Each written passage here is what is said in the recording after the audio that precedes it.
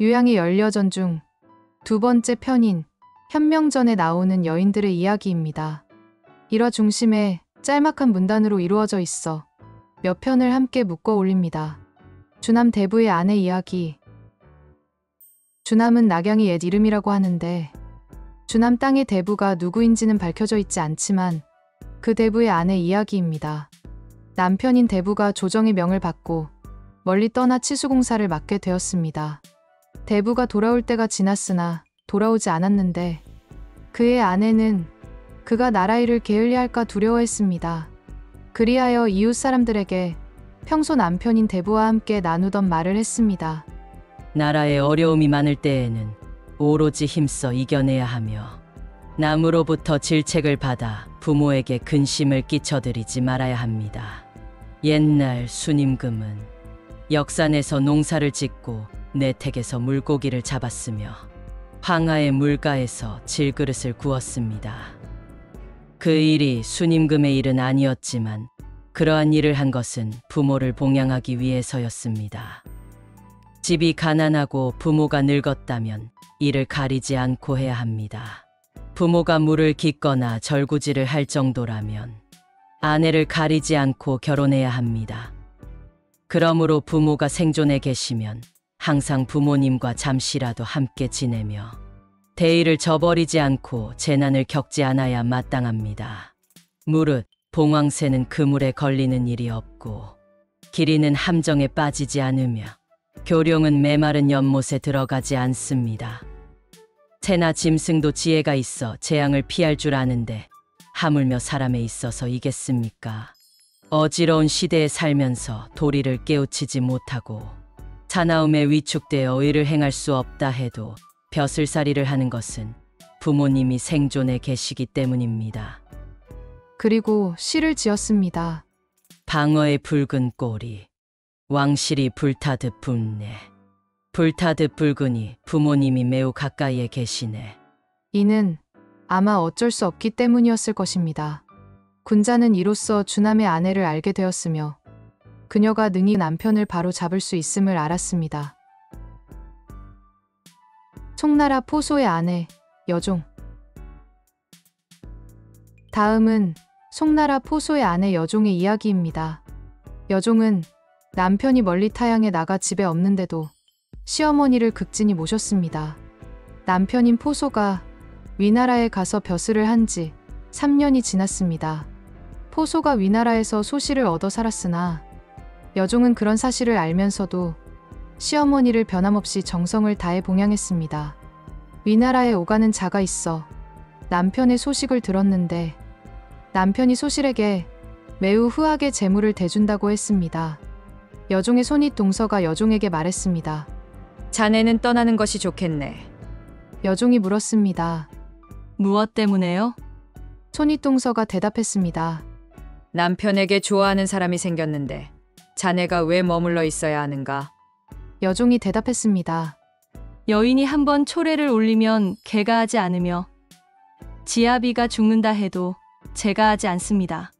삼과 모시를 다루고 고치에서 실을 뽑아 비단을 짜며 실을 꼬아 의복을 만들어 입히면서 시댁을 섬기고 맑은 물로 술을 빚고 음식을 만들어 시부모를 봉양합니다. 오로지 한결같음이 정절이며 잘 따르는 것이 순종입니다. 정절과 순종은 여인이 반드시 지켜야 할 도리입니다. 어찌 남편과 시댁의 사랑을 독차지하는 것만 좋다고 할 수 있겠습니까? 만약 방자한 마음을 품고 남편과 시댁을 지키기만을 좋아한다면 나는 선을 알지 못하는 것입니다. 예경에 천자는 12명, 재우는 9명, 경대부는 3명, 선비는 2명의 여자를 거느릴 수 있다고 했습니다. 제 남편은 선비이니 여인 2명을 거느린다 해도 어찌음이 된다고 하겠습니까? 또 여인에게는 칠거지약이 있지만 사내에게는 떠나야 할 한 가지 사유도 없습니다.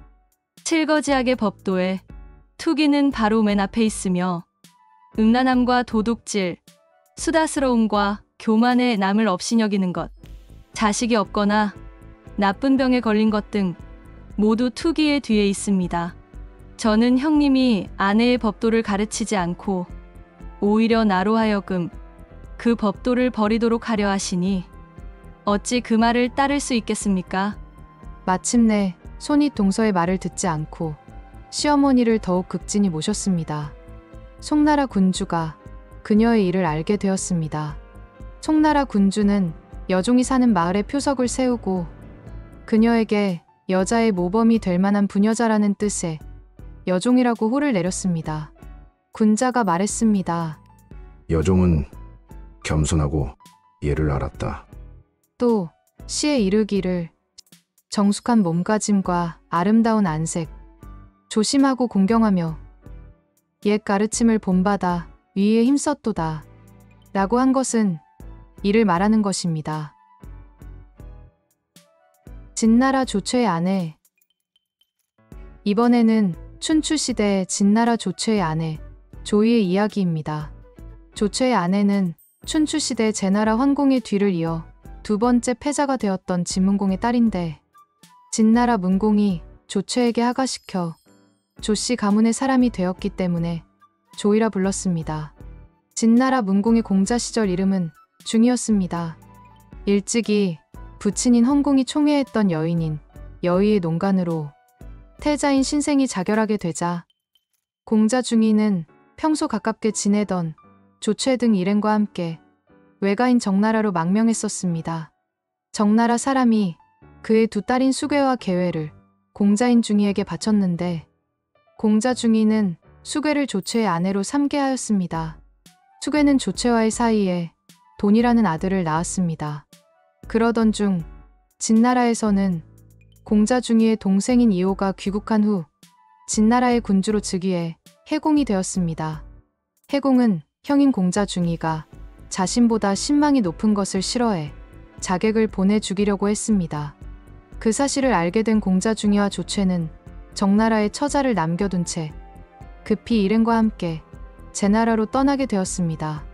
훗날 공자 중이가 귀국한 후 군주로 즉위해 문공이 되자 문공은 딸인 조이를 조최에게 출가시켰습니다. 조이는 원동, 병괄, 누영의 세 아들을 낳았습니다.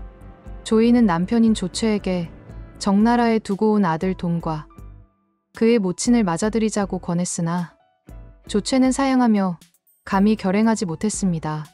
그러자 조이가 말했습니다. 그러시면 안 됩니다. 새로 사랑하는 여인이 생겼다고 해서 지난날의 여인을 잊는 것은 의를 저버리는 것입니다.